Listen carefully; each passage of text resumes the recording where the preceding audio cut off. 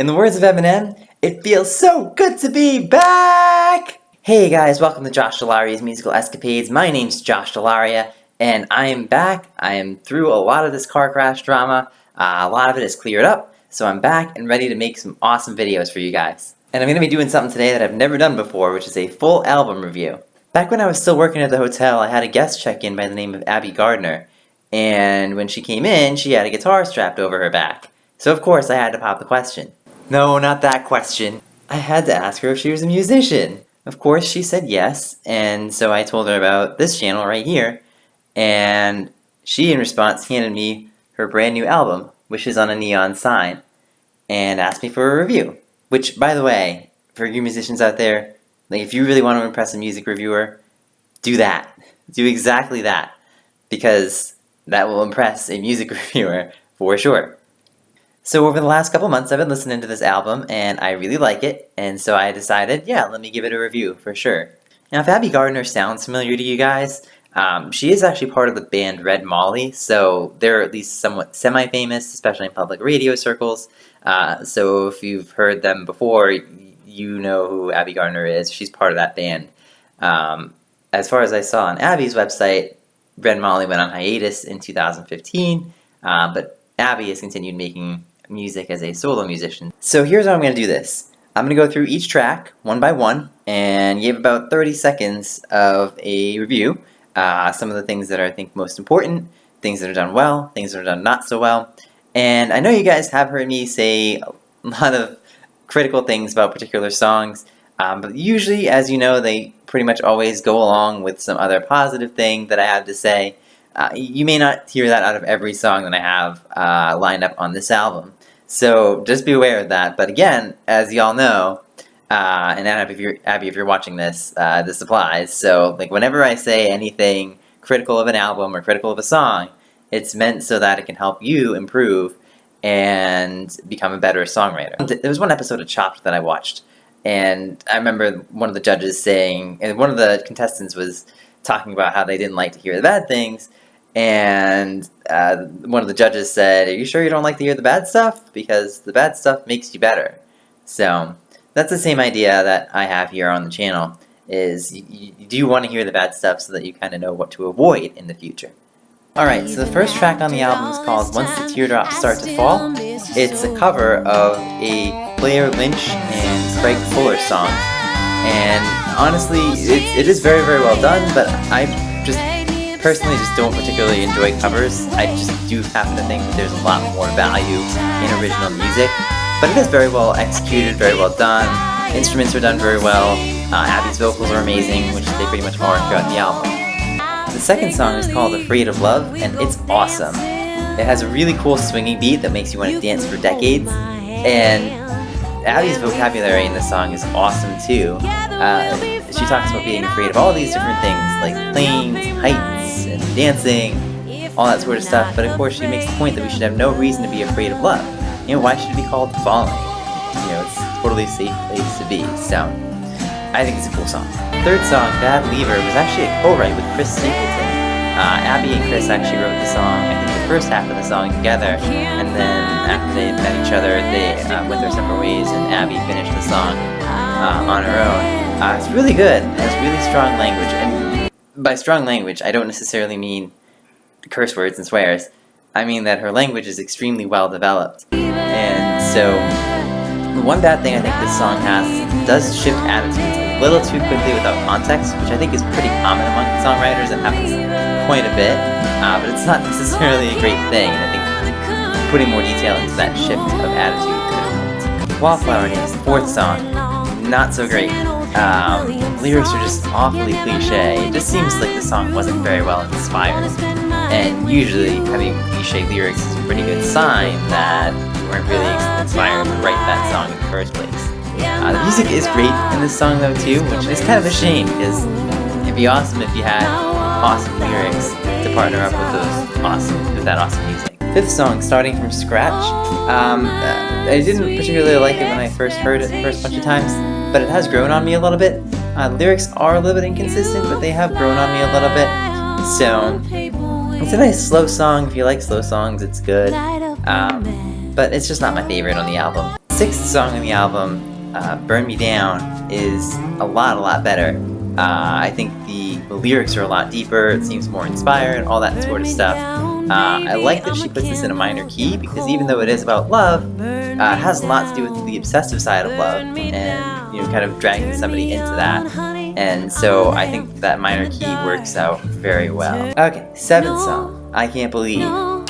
This song is really awesome. It was actually written about the Sandy Hook school shootings back in 2013, and I love what Abbie did here.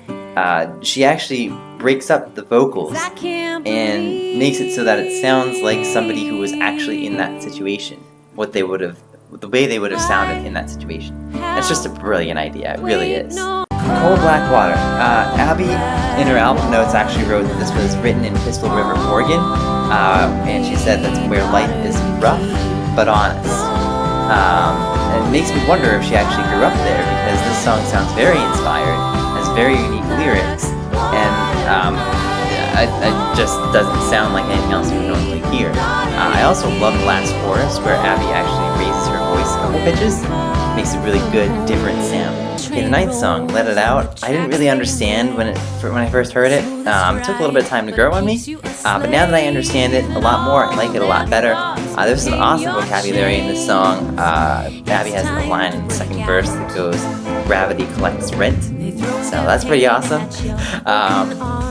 And there's great modal mixture in this song too. It goes into C mixed Lydian and C Ionian, and that always gets me pretty excited about music there.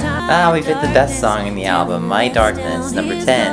And I think this song is incredible, just the way that Abbie incorporates all these kind of bad emotions that we kind of look negatively upon, and has this whole idea of inviting them in. And it's a great song just to kind of represent how, we still need to accept the bad parts of ourselves in order to accept our full selves. Hoping I can do a full song review of that song too. What Gives You the Right? This is basically like your standard cocktail hour jazz song that's playing in the background. You just have that one singer and the pianist going.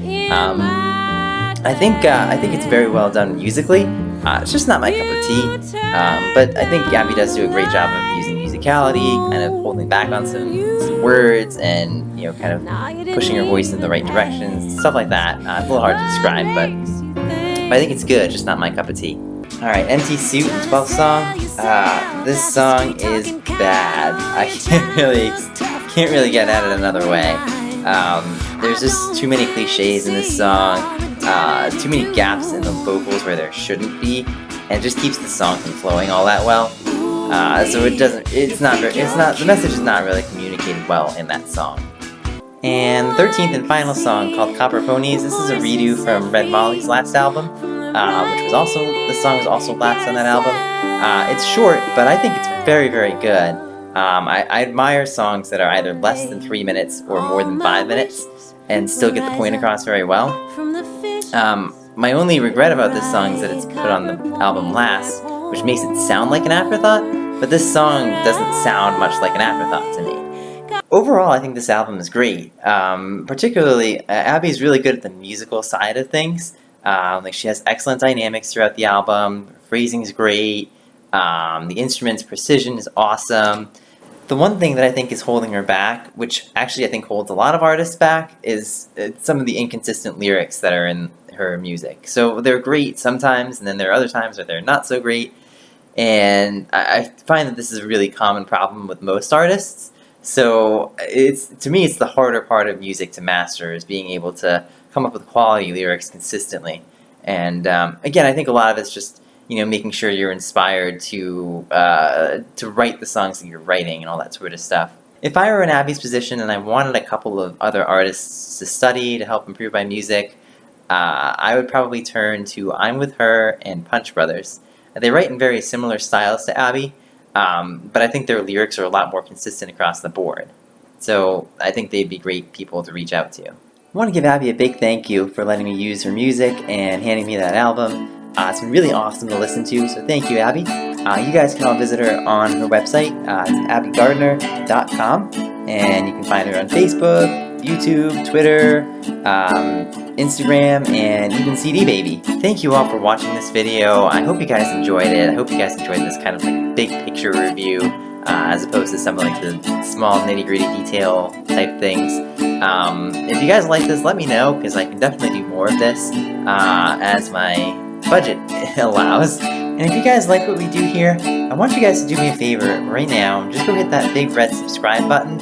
I know when you see a particular channel and you like the video and you want to see more of it later, you definitely can do that, but it's very hard to remember sometimes what the name of the channel was if you don't actually subscribe. So subscribing actually makes that process a ton easier for you. And as always, if you are a musician, or if you know of a musician and you want music featured on the show, please feel free to reach out to me by email at joshdell'Ariasmusicalescapades@gmail.com, or you can leave a comment in the comments below here for YouTube, or you can drop by our Facebook page and leave me a private message there. Just let me know a little bit more about yourself and about some of the music that you're going to recommend. And I'll definitely look into it. No guarantees it'll get on the show, but as you know, it always can. Thank you all again for watching, and until next time, go make great music.